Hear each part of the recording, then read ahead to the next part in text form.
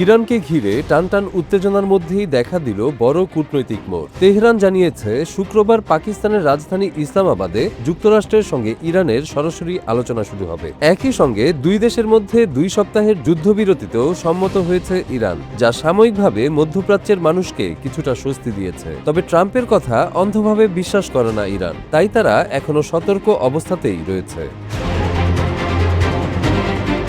বুধবার ইরানের জাতীয় নিরাপত্তা পরিষদ এক বিবৃতিতে জানায়, তাদের 10 দফা প্রস্তাবকে ভিত্তি করেই এই আলোচনা হবে। এর আগে যুক্তরাষ্ট্রের প্রেসিডেন্ট ডোনাল্ড ট্রাম্প ইরানের উপর 2 সপ্তাহের জন্য হামলা স্থগিত রাখার ঘোষণা দেন, যা পরিস্থিতি শান্ত করতে ভূমিকা রাখে।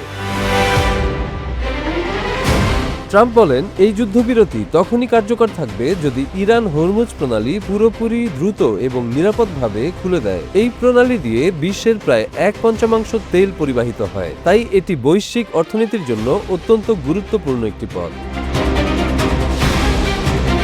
গত 28 ফেব্রুয়ারি যুক্তরাষ্ট্র ও ইসরায়েলের হামলার পর ইরান আংশিকভাবে হরমুজ প্রণালী বন্ধ করে দেয়। এতে বিশ্ব বাণিজ্যে বড় ধাক্কা লাগে, তেলের দাম বেড়ে যায় এবং বিভিন্ন দেশে জ্বালানি সংকট দেখা যায়, যা সাধারণ মানুষের জীবনেও প্রভাব ফেলে। ইরানের পাল্টা হামলা পুরো অঞ্চলে উত্তেজনা ছড়িয়ে দেয়। লেবাননের হিজবুল্লাহ ও ইয়েমেনের হুতিরাও এতে জড়িয়ে পড়ে এবং ইসরায়েলের উপর হামলা চালায়। এতে সংঘাত আরও বড় আকার ধারণ করে এবং পরিস্থিতি জটিল হয়ে ওঠে।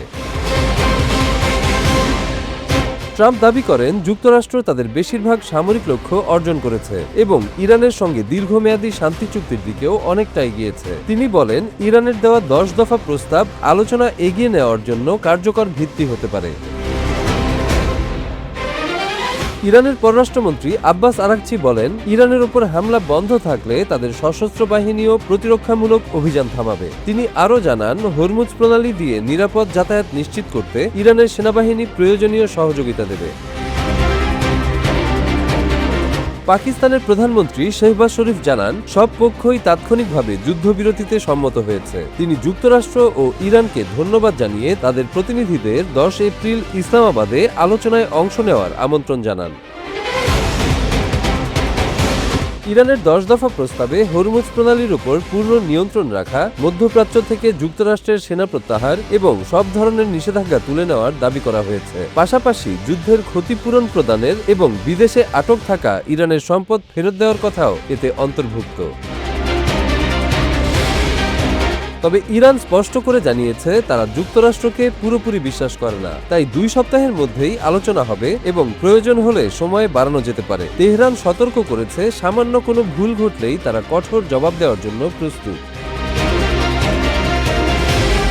এদিকে ইসরায়েল ট্রাম্পের সিদ্ধান্তকে সমর্থন জানালেও জানিয়েছে, লেবাননে তাদের সামরিক অভিযান এই যুদ্ধবিরতির আওতায় পড়বে না। সব মিলিয়ে পরিস্থিতি এখনও সংবেদনশীল, তবে আলোচনার এই উদ্যোগ ভবিষ্যতের জন্য কিছুটা আশার আলো দেখাচ্ছে।